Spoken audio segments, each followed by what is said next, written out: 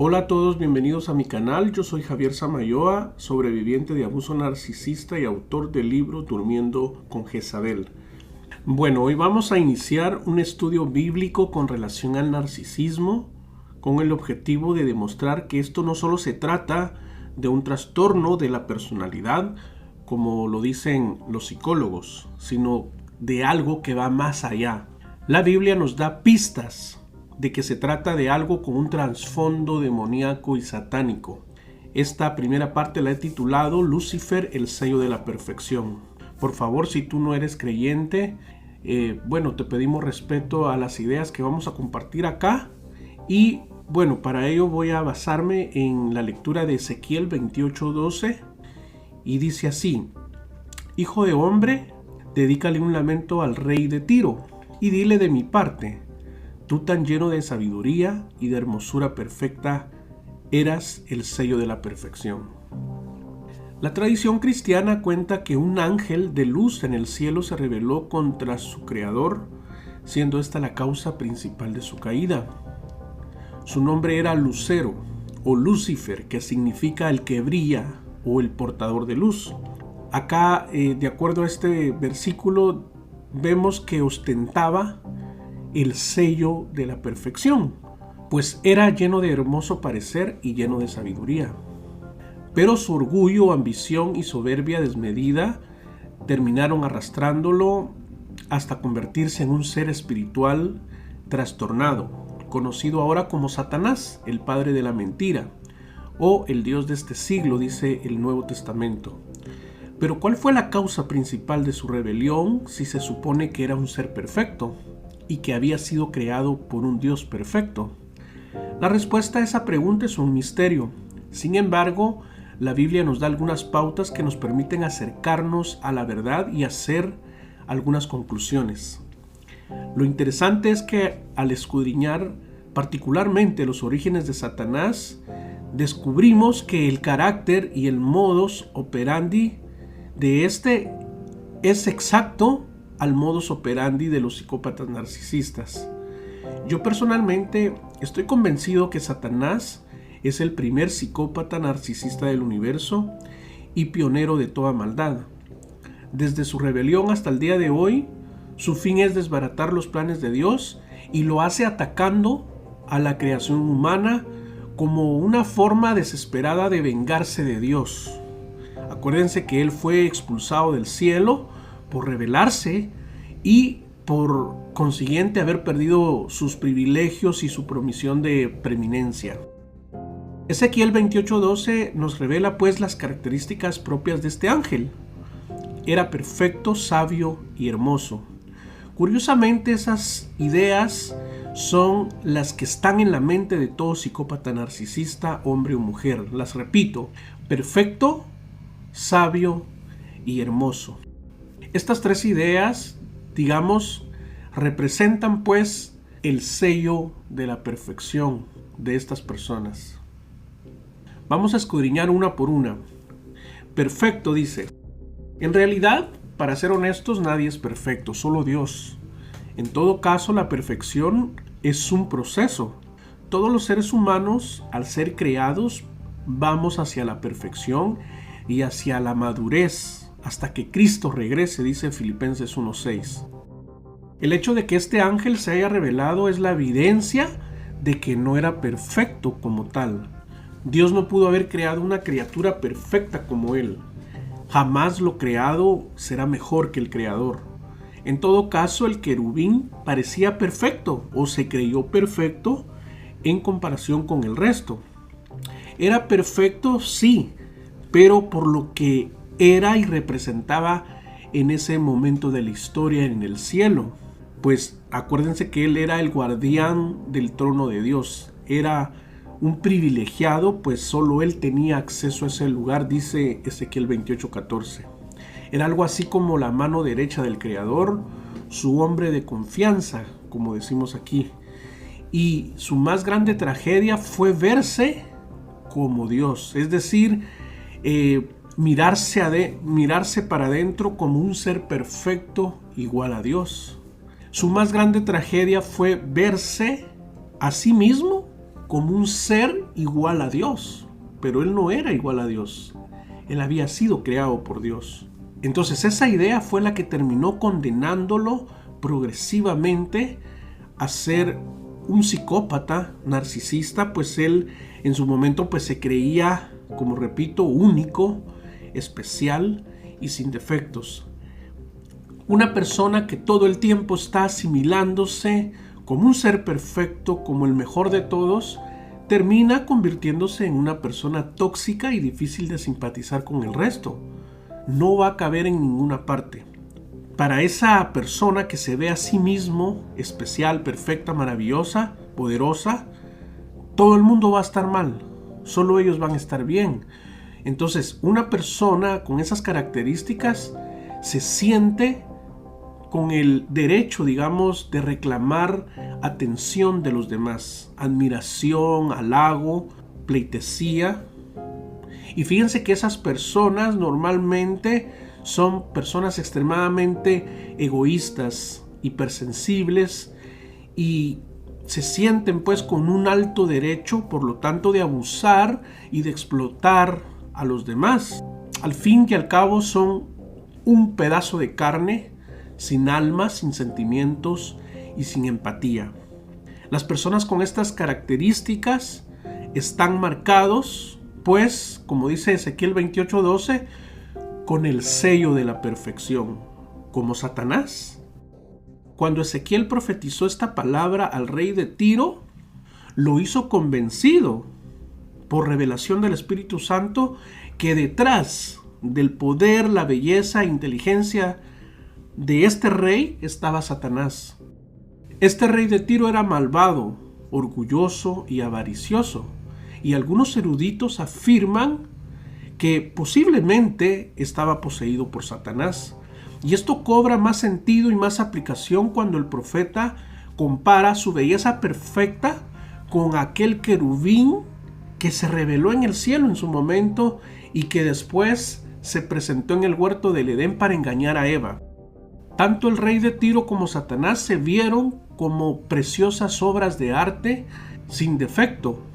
Y es ahí donde posiblemente comenzó el trastorno que les caracteriza. Esa, digamos, fue la causa de su vanagloria y de su orgullo. Segunda característica, sabio. Lucifer, si ustedes se recuerdan, cuando estaba en el cielo, pensó en un plan para usurpar el trono de Dios.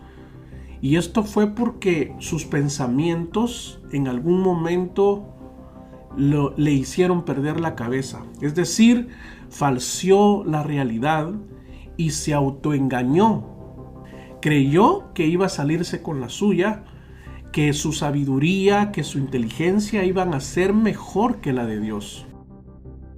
Y es que una persona con una actitud así grandilocuente de presumirse sabio y entendido, por lo general son personas orgullosas y soberbias. Los psicópatas narcisistas, por lo general, son así. Ellos presumen que dominan toda clase de temas, alardean de una superioridad intelectual, filosofan, argumentan, pero muchas veces sus pensamientos o inteligencia, entre comillas, los pone más bien en ridículo. Pero eso a ellos no les importa. De hecho, ellos están conscientes de que no son inteligentes. El asunto es que ellos actúan así porque les excita que el mundo les ponga atención a sus pobres pensamientos. En todo caso, sí ostentan una sabiduría, pero esa sabiduría es animal, terrenal y diabólica. Es decir, tienen una inteligencia y una sabiduría y una astucia, pero para hacer el mal. El apóstol Santiago en su carta explica magistralmente la diferencia entre lo que es la sabiduría del mundo de las tinieblas y la sabiduría que proviene de lo alto. Santiago 3:15 al 17 dice: ¿Quién de ustedes es sabio y entendido? Demuéstrelo con su buena conducta y por medio de actos realizados con la humildad propia de la sabiduría. Pero si ustedes abrigan en su corazón amargura, envidia y rivalidad, no tienen de qué presumir y están falseando la verdad.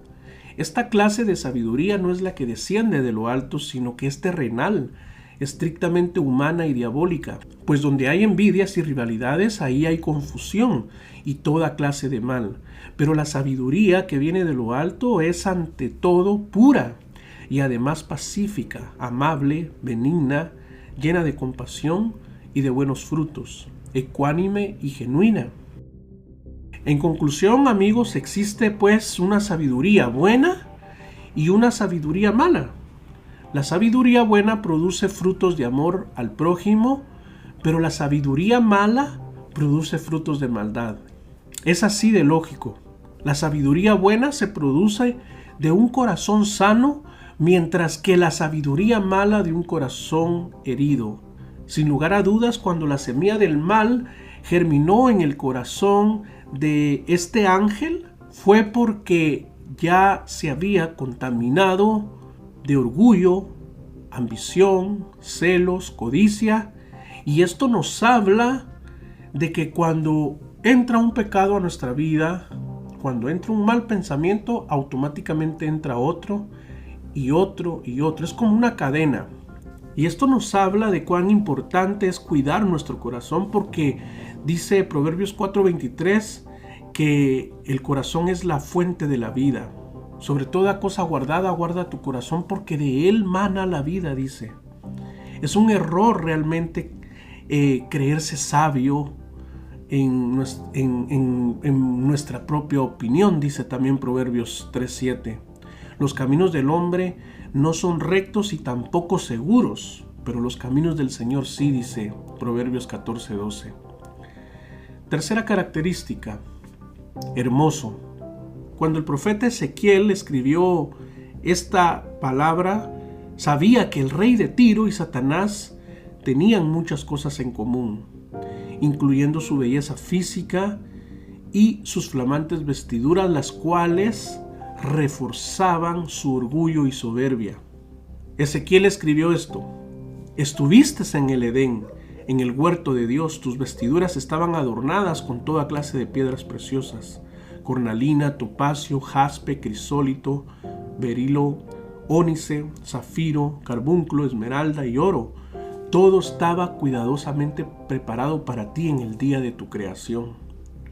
Entonces, al leer esta palabra, yo me imagino a Satanás contemplando su belleza colosal en el espejo, tal como lo hacen ahora muchas personas narcisistas de este tiempo, principalmente mujeres, quienes se les ve en las redes sociales exponiendo su belleza con el objetivo de buscar el halago y la aprobación de los hombres. Estas mujeres que me refiero en las redes sociales, principalmente en TikTok y en Instagram, se les ve haciendo esta clase de contenido con el fin de llamar la atención, usando su belleza física. Muchas de estas personas incluso exhiben sus cuerpos semidesnudos para alcanzar más likes y más aprobación. Y de esta forma están alimentando sus egos insaciables e insatisfechos, reflejando públicamente su vacío existencial. La belleza física en sí, señoras y señores, es una virtud y no tiene nada de malo realmente verse al espejo, ni es malo quererse bien, tampoco es malo hacerse una selfie, creo yo. Tampoco es malo sonreír y posar sexy. Sin embargo, parece que hoy en día las nuevas generaciones están más preocupadas en su apariencia y belleza física. Y es increíble la cantidad de maquillaje que utilizan, la cantidad de filtros que usan a través de esta tecnología para lucir perfectos. Aparentemente estas personas lucen perfectas en las redes sociales, pero su corazón, por lo que hacen, por lo que dicen, evidentemente nos habla de que son personas que están lejos de Dios. Se les nota a 1 kilómetro la vanidad, la altivez y el desprecio que manifiestan por aquellos que según ellas dicen que no están a su altura. En Génesis 3 vemos en Génesis 3 se relata el momento cuando Satanás se presentó a Eva y la invitó a pecar. Curiosamente, aquí la palabra serpiente significa nahash en hebreo y su significado es brillante o resplandeciente. Es decir, que Eva tuvo contacto con una criatura brillante, resplandeciente, muy hermosa, muy radiante, y lógicamente ella fue cautivada. Ella rápidamente fue atraída y esa criatura terminó llamando inmediatamente su atención, inmediatamente se ganó su confianza.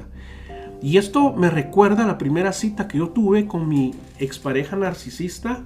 Yo era la segunda vez apenas que la miraba, quedé impresionado realmente de su, digamos, belleza, por la forma en que se presentó, por sus vestiduras ostentosas. Recuerdo que llevaba el pelo perfectamente planchado, tacones altos y una chaqueta negra.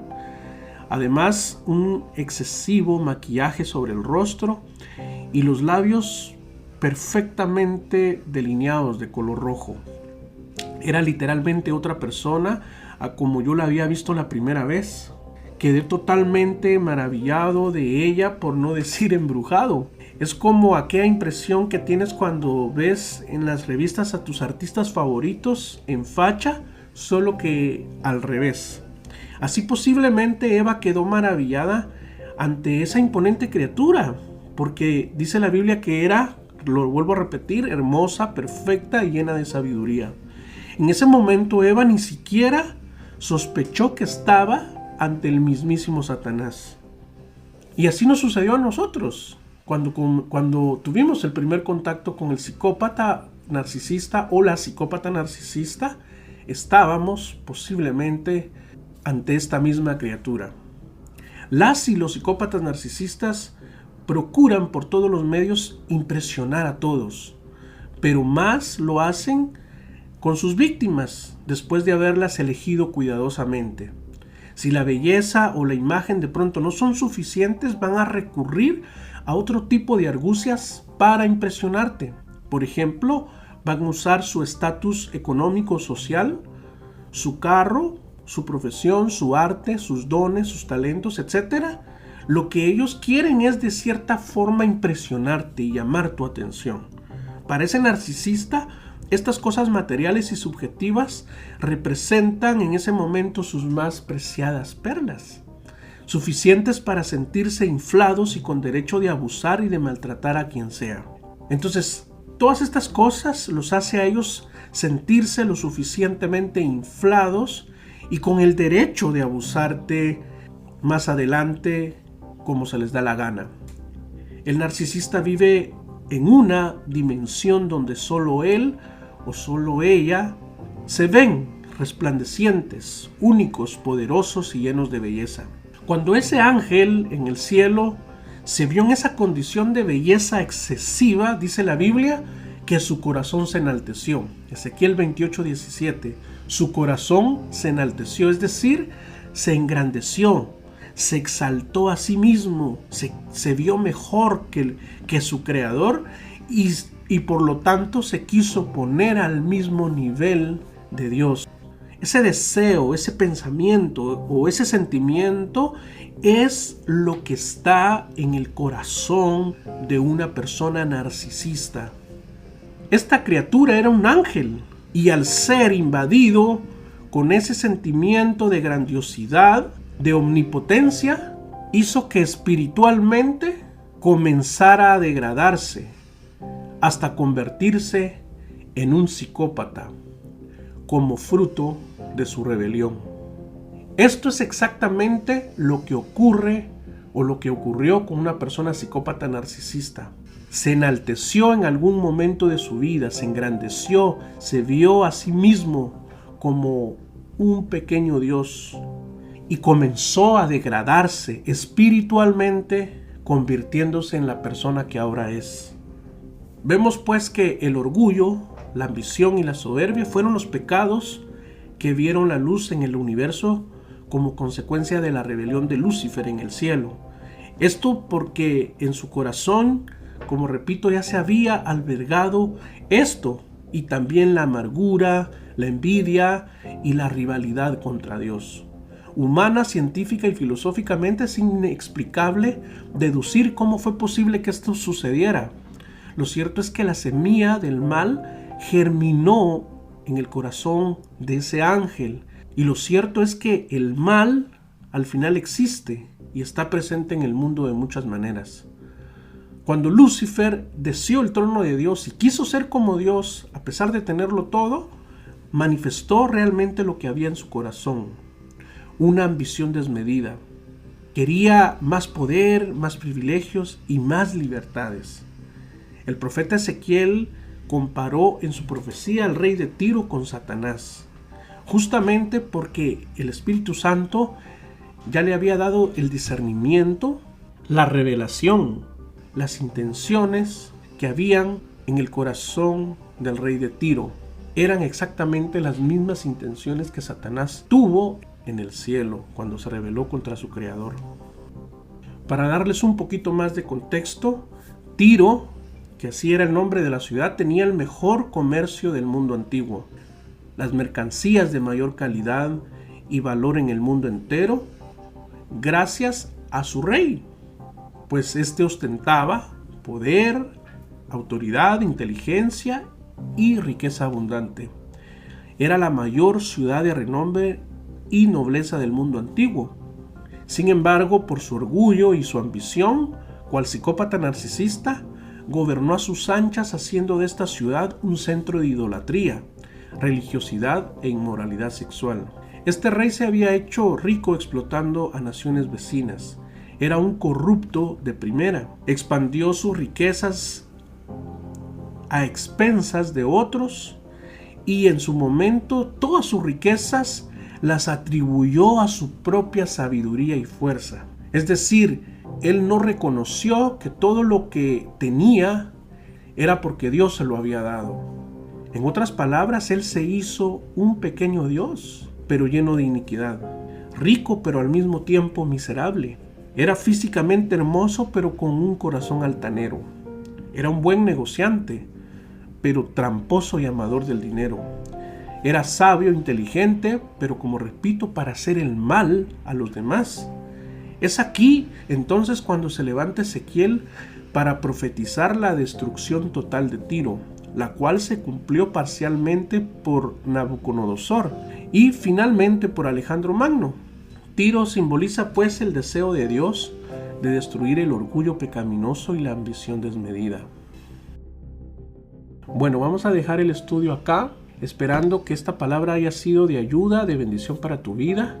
Acá te dejo mis redes sociales para que te pongas en contacto conmigo si tienes alguna pregunta, algún comentario, alguna sugerencia. Apóyanos dando un like a este video. Gracias por llegar hasta acá, bendiciones y será hasta la próxima.